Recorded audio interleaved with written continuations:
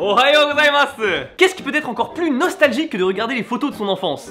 Eh bien de regarder les animés de son enfance.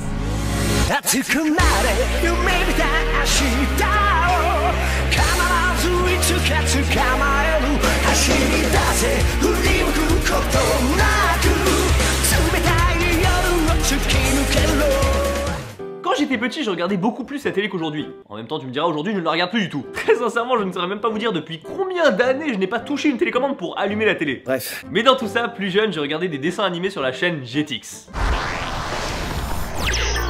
Ah franchement, ceux qui connaissent Jetix, big up à vous parce que c'était vraiment notre truc avec Charles à l'époque. Galactic Football, Pokémon, Shaman King, j'étais un grand fan de ces séries là. Enfin particulièrement Shaman King. Alors oui, c'est un animé japonais, mais c'était à une époque où déjà la Vost FR, tu l'oublies, il y avait que de la VF. Et chose inimaginable aujourd'hui, on modifiait les openings des animés pour les adapter dans la langue française. Un peu comme ce qu'on a eu pour Dragon Ball Z.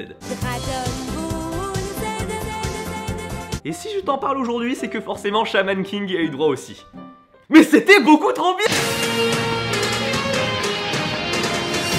Les yeux, regarde bien, tu peux bondir plus haut et plus loin. Non sans déconner, l'opening de Shaman King en version française, il est juste dingue. Pour moi c'est un trigger de nostalgie colossal. Alors imaginez ma réaction en allumant la télé japonaise et en tombant par pur hasard sur l'opening japonais de Shaman King.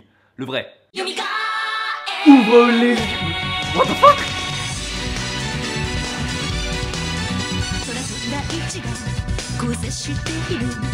Bon, ça va, il est pas trop dégueu, ça passe limite. Quoi qu'il en soit, cette petite anecdote va me permettre de faire la transition entre les dessins animés que je regardais en France et les dessins animés que je regardais au Japon. Alors je vous ai déjà parlé très brièvement de Anpanman et Doraemon, mais ce serait très dommage de se coltiner uniquement aux animés. En effet, quand j'allumais la télé au Japon, il n'y avait pas que des animés.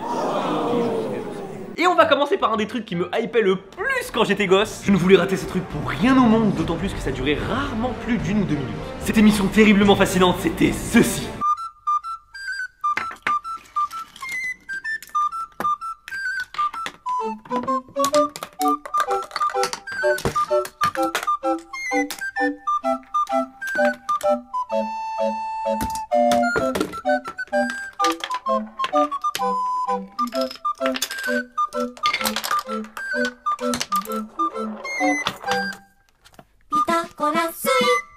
Je sais actuellement vous savourez le sentiment qu'on appelle déception. Zetsubo en japonais. Non en vrai vous trouvez pas que c'est ultra cool ce truc? Mon cerveau il pouvait pas décrocher avec tous les trucs qui s'activent comme ça, qui s'actionnent, tout est millimétré parfait, c'est tellement satisfaisant. Enfin de manière générale quand j'étais petit et que je regardais la télé, il pouvait arriver n'importe quoi autour de moi, j'étais concentré sur le programme. C'est simple, je ne regardais pas la télé, je vivais la télé. En tout cas cette émission elle passait toujours entre deux gros programmes et elle s'appelait Pitakora Suichi. Je sais pas du tout ce que ça veut dire. Et généralement ce qui passait juste après c'est l'animé Nintama Rantaro.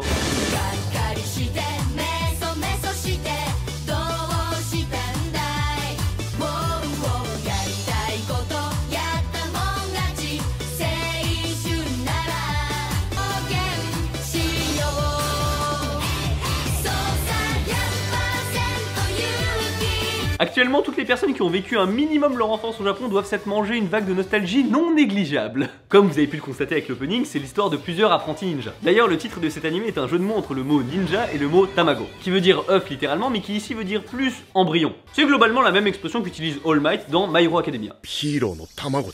Pour en revenir à ces ninjas, on suit les aventures de Rantaro, Kimimaru et Shinbei. Ils sont dans une école de ninja et il leur arrive plein de trucs loufoques et tous les épisodes sont déconnectés les uns des autres. En gros, t'as pas besoin de regarder tous les épisodes précédents pour comprendre celui actuel. Et heureusement! Oh, mais on n'a pas regardé toute la série alors. Alors quand ça parle d'animé, généralement on préfère les animés pas trop longs pour pouvoir terminer la série. Mais j'entends souvent dire... One Piece, on m'a dit que c'était bien, mais il y a tellement d'épisodes, franchement j'ai du mal à me mettre dedans. Effectivement, dans la série One Piece, on compte plus de 850 épisodes déjà.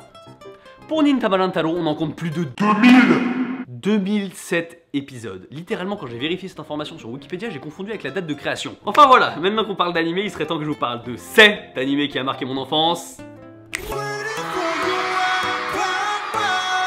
Oh, vire-moi ça tout de suite, on n'est pas là pour parler de ça. Anpanman, quant à lui, n'a pas autant d'épisodes à son actif que Nintama Rantaro. Bon, il y en a quand même 1300, hein. Mais Anpanman est badass pour une chose, c'est son nombre de personnages différents dans une même série. A titre de comparaison, One Piece en comporte à peu près 500. Anpanman en possède 1768. Il est carrément rentré dans le Guinness des records en 2009 pour série avec le plus de personnages. Ceci étant dit, je vais vous faire le résumé du scénario d'un épisode type de Ampam. Baikinma fait quelque chose de méchant comme souvent un kidnapping. Ampam aide les gens en leur donnant un morceau de sa tête, car je le rappelle, il est constitué de Ampam, pain aux haricots rouges. Toutefois, comme il a donné des forces aux autres, il n'en a plus assez pour battre Baikinma. C'est à ce moment que son papa qui est boulanger lui lance une nouvelle tête. Ça lui redonne de l'énergie. Et c'est comme ça qu'il bat le méchant. Je suis d'accord, à première vue ça peut paraître n'importe quoi et très simpliste, mais après tout c'est quand même un animé pour enfants. Cependant, il y a plus de fond qu'il n'y paraît. Pour vous expliquer un peu les origines de l'animé, il faut que je vous parle un peu de son auteur, Takashi Yanase. Il est né le 9 mai 1919 et vu son âge, vous pouvez imaginer qu'il a bien connu la Seconde Guerre mondiale. Au cours de cette dernière, il a vécu plusieurs fois la famine et rêvait de pouvoir manger un pain aux haricots rouges. Le hampin qui était clairement à l'époque une denrée de luxe. Et c'est à ce moment qu'il a imaginé un personnage capable de donner à manger aux autres personnes dans le besoin au détriment de sa propre vitalité. Ah, c'est sûr que l'animé là d'un coup il prend une toute autre tournure, on est bien loin de la profondeur d'un épisode de Dora l'exploratrice. Et ce que vous entendez là, c'est la reprise de l'opening de Ampam faite par Yuki Kurogi qui est tout simplement magnifique.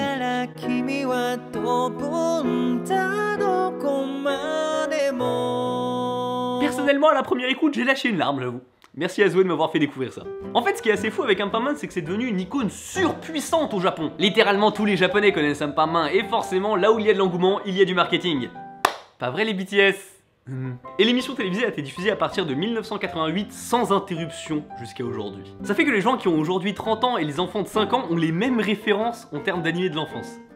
C'est trop ouf! Allez gars, t'en as un pas main. Après avoir grandi avec un pas main, vers 6-7 ans, je me suis dirigé vers Ultraman. Et pour le coup, c'est pas un animé et ça se déroule à peu près comme ça. Un méchant monstre de 50 mètres de haut arrive pour détruire la ville. Les héros viennent le combattre dans leur vaisseau super stylé, mais le protagoniste se fait toucher par le monstre et manque de mourir. Mais à ce moment-là, il se transforme en Ultraman. Un être de lumière ultra flashy qui mesure lui aussi 50 mètres de haut. Il se bat contre le monstre, utilise son super laser, le méchant explose, Ultraman s'envole. Fin. Et c'est comme ça pour tous les épisodes.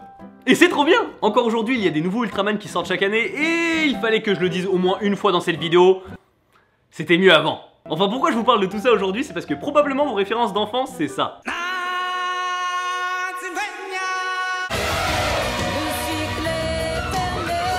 Eh bien moi, ça ne me fait absolument rien.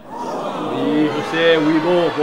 Quand je dis que ça ne me fait rien, c'est pas vraiment que ça ne me fait rien, mais comme j'ai pas regardé ça quand j'étais petit, bah, il y a un gros manque de nostalgie si tu veux. Elle peut pas s'activer, elle peut pas venir de nulle part la nostalgie. Alors que si tu me mets un opening d'Ultraman, et comment ça galalaï, ça j'ai des frissons.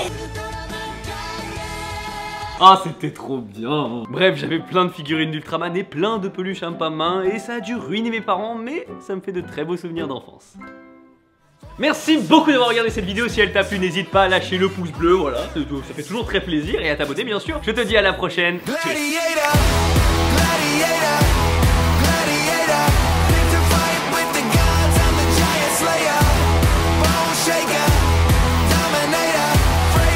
C'était mieux avant!